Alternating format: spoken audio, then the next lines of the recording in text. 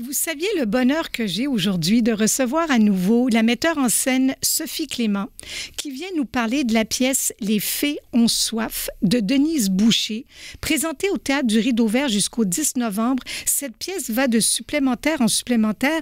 Sophie Clément, merci beaucoup d'avoir accepté l'invitation. Ça me fait plaisir. Est-ce que vous vous attendiez à un tel succès et à une telle réponse du public? Je ne sais pas si je m'attendais à un tel succès, mais je sais que la pièce a une telle réputation que forcément énormément de gens vont vouloir la voir. Ceux qui l'avaient déjà vue vont vouloir la revoir par curiosité, et ceux qui l'ont jamais vue mais qui en ont entendu. Vous savez que Les fées ont soif, c'est étudié dans les écoles. Hein? Non. Donc, il y a beaucoup d'étudiants qui vont venir aussi voir, des jeunes, donc ça, c'est important. Mais non, je ne m'attendais pas à un tel succès, mais je m'attendais à ce que quand même les gens aient envie de venir. Sautons 2018, revenons 40 ans en arrière. On est au TNM. Le 10 novembre, les productions commencent dans une mise en scène de Jean-Luc Bastien.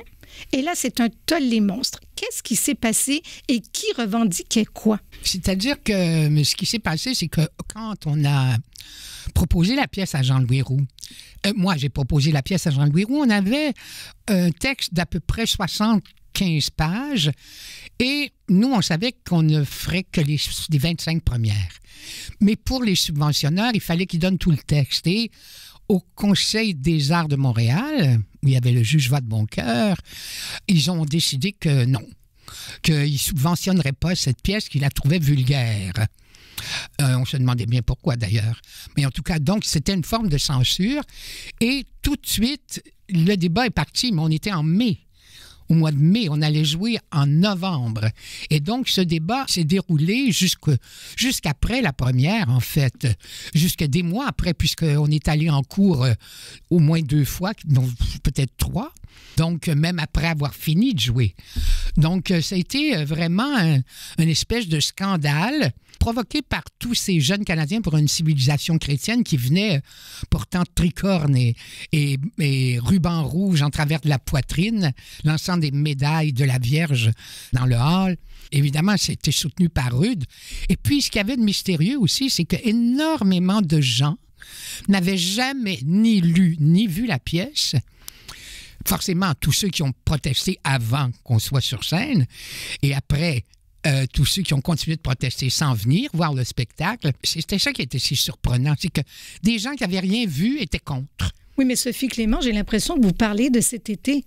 Avec le problème de ce livre, de ce qui s'est passé au TNM précisément avec Robert Lepage, j'ai l'impression que l'histoire ne change pas. Est-ce qu'on évolue? Oui, non, l'histoire change dans le sens où nous, on n'a pas donné prise à la censure. On a joué, nous. Alors, l'histoire change en moins bon, en fait. Ou il y a quelqu'un qui n'a pas mis ses culottes quelque part. Parce que vraiment, il n'y a pas aucune raison de refuser Robert Lepage. Je veux dire, d'abord, il est accueilli partout dans le monde. Et puis tout à coup, ici, on décide que non, on n'acceptera pas ça. Moi, j'en reviens pas de ça. Qu'est-ce que c'est que cette histoire d'appropriation culturelle? Qu'est-ce que c'est? C'est inexplicable. Mais Jean-Louis Roux, qui était directeur à ce moment-là du TNM, le trouvez-vous courageux d'avoir quand même accepté de monter la pièce? Il y avait du guts, il était courageux et il a vraiment tenu le coup sérieusement. Puis ça a coûté cher au TNM, tous ces procès, ces avocats, etc. Mais il n'a jamais lâché prise là-dessus. Il a été extraordinaire. On était totalement admiratifs. Oui, mais du moment où vous avez commencé les représentations, alors là, c'était un succès monstre. Oui, absolument. Rempli partout. Oui. Et des gens restaient, il y avait des colloques tous les soirs après, et il restait 400-500 personnes pour le colloque. C'est pas rien, là, ça. Là. Des gens se levaient pour parler d'eux-mêmes et de leur réaction et de la pièce, etc. C'était énorme. Aujourd'hui, la pièce est reprise. Je pense de mémoire qu'elle a été remontée qu'une fois en 2014 à la Bordée. Sophie Clément, est-ce que c'est vous qui avez proposé de reprendre Les fées ont soif 40 ans plus tard? Est-ce que c'est Denise Filiatro qui s'est dit c'est le bon moment avec tout ce qui se passe en 2018? Comment ça s'est passé? Je crois que c'est surtout Denise qui voulait absolument que ce soit remonté pour les 40 ans. Elle a 80 quelques, Denise, hein? Donc elle espérait la revoir jouer, sa pièce. Et je crois que c'est parti d'elle, et je crois que c'est elle qui a demandé à Denise Filiatro de me demander pour faire la mise en scène. parce qu'elle voulait que ce soit moi. Elle avait confiance en moi. Donc, je crois que Denise Filiatro, après avoir accepté de monter la pièce, m'a demandé parce que Denise le voulait. Je ne pense pas qu'elle le regrette, par contre. Non, je comprends. Alors, cette fois-ci, 3 femmes, 3 comédiennes exceptionnelles, et je pèse mes mots. Bénédicte Descaries, que vous interprétiez vous-même à l'époque, donc le rôle de Madeleine. Pascal Montreuil, qui était joué par Michel Magny, le rôle de Marie. Et Caroline Lavigne, c'était Louisette Dussault, dans le rôle de la Sainte Vierge, la statue. En fait, c'est le rôle de la statue. Oui, précisons, la statue. Ce n'est pas le rôle de la Sainte Vierge. On ne parle pas... On parle de virginité. Oui. On parle de Vierge. Mais on ne parle pas de la Sainte Vierge. C'est vrai. On parle d'une représentation. On parle de l'archétype. Oui. Il y a la statue sur scène, par contre, décor très dépouillé, costume flamboyant, tout à fait pertinent. Racontez-nous brièvement de quoi il est question dans la pièce. Il est question de femmes qui sont à la recherche de l'égalité. En fait, elle dit, Denise, il n'y a eu qu'un seul interdit depuis le début du monde, les amoureux. Oui. Et c'est ça. Cette pièce, elle se termine sur un désir, le désir d'égalité avec l'homme, pas l'homme avec un grand H, l'homme de tous les jours. C'est ça qu'elle souhaite, Denise. Parce que c'est pas une pièce contre les hommes, mais c'est une pièce où on veut que la femme prenne sa place, qu'il y ait égalité. Je vois pas pourquoi il y a eu tant de scandales à l'époque. Écoutez, c'est parti vraiment du Conseil des arts de la Ville de Montréal. Puis ça a fait boule de neige à cause du côté censure. Parce que tout de suite, il y a eu une conférence de presse pour dire on n'acceptera jamais d'être censuré. Encore une fois, les femmes on va les faire taire. Comment ça? Et donc, on va prendre la parole. Michel Magny et moi, on avait lu un livre, avant qu'on demande à Denise d'écrire pour nous, on avait lu un livre de Phyllis Chesler, je crois, qui s'appelle Women and Madness, les femmes et la folie. Et à la fin de ce livre, c'était un livre extraordinaire sur à quel point les femmes avaient peu à dire sur leur état. C'est-à-dire qu'un mari pouvait faire interner sa femme pour toutes sortes de bonnes raisons, selon lui.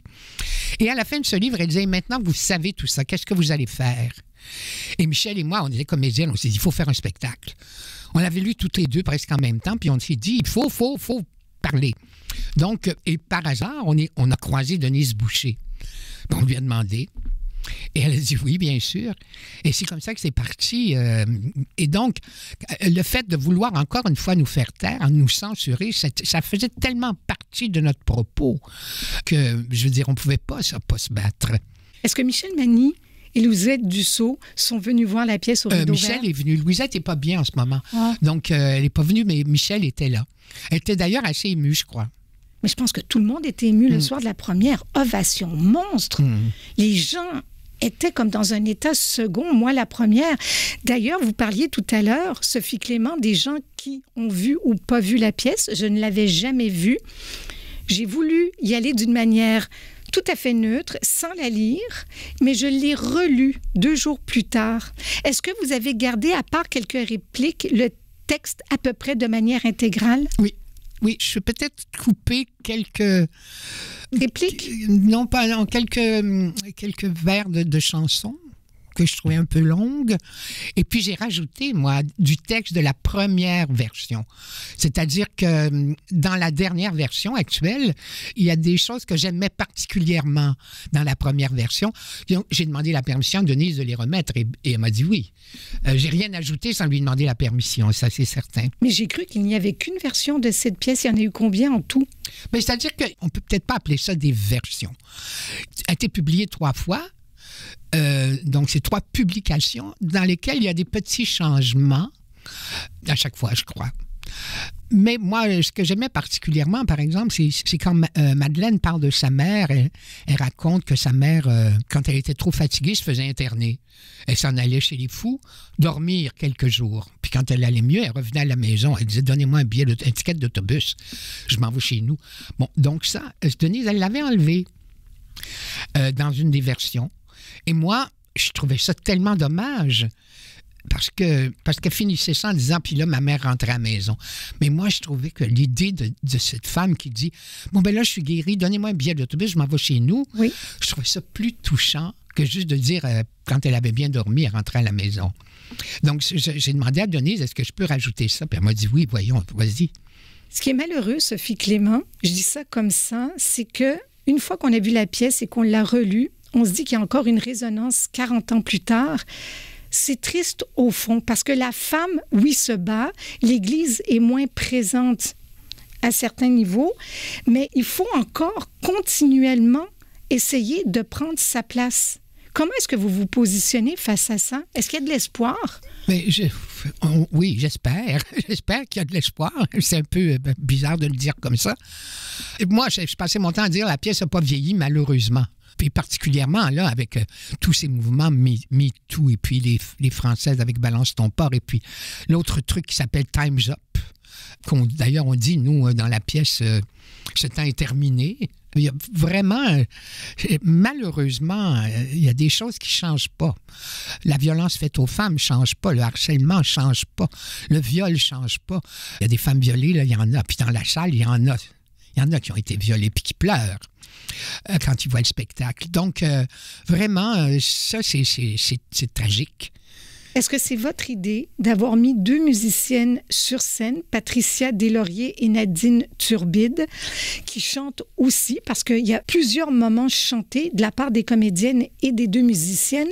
À mon avis, ça adoucit un tout petit peu le propos. C'est magnifique, ça vient nous chercher au plus profond de nous. On avait, en 78, on avait 2 musiciennes sur scène. Claire Bourbonnais, qui est venue le soir de la première, jeudi, et une autre dont j'oublie le nom, malheureusement, puis je m'en veux un peu, là, mais avec les noms, en vieillissant, j'ai des problèmes. Mais on ne les voyait pas tout le temps. On les voyait quand elles intervenaient. Autrement, on ne les voyait pas. De la façon dont le décor était fait, elles étaient derrière un tulle. Et donc, quand on n'éclairait pas le tulle, elles n'étaient pas vues. Elles étaient vues quand on chantait. Mais c'était pas du tout le même esprit.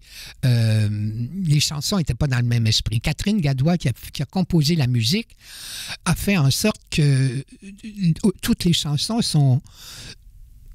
Je ne sais pas comment dire ça, il y a quelque chose de tellement beau, de tellement touchant dans la façon dont elle a dirigé les comédiennes et les musiciennes. Ben, c'est une femme extraordinaire, Catherine Gadois, ça, il faut le dire. Tout ce qu'elle fait. Vous savez qu'elle a assisté à presque toutes les répétitions. En plus des répétitions de musique, là, elle venait assister aux répétitions avec nous. Elle était avec nous en salle de répétition, ce qui fait qu'elle était totalement dans l'esprit du spectacle. Elle a été exceptionnelle.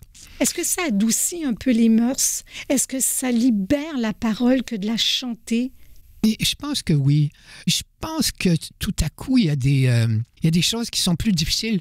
C'est-à-dire que c'est plus simple de le chanter d'une certaine façon, parce que toutes ces chansons portent un message, un gros message. Oui.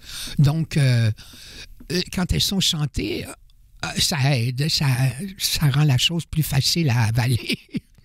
En tout cas, cette pièce est d'une réussite de A à Z. Je suis tellement contente qu'on l'ait remontée. Je lui souhaite un succès autant que le succès qu'il y a eu en 78, possiblement une tournée. Est-ce que c'est prévu? Oui, j'imagine que ça serait possible, une tournée.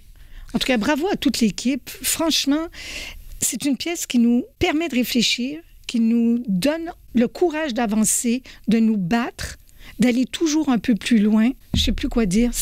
Non, mais c'est pas mal déjà. Non, mais les mots me manquent. Et je suis certaine que je ne suis pas la seule non plus. Alors, je vous dis à très bientôt, Sophie Clément. À très bientôt. Merci beaucoup. Alors, je répète, Les Fées ont soif, au Théâtre du Rideau Vert jusqu'au 10 novembre, une pièce de Denise Boucher.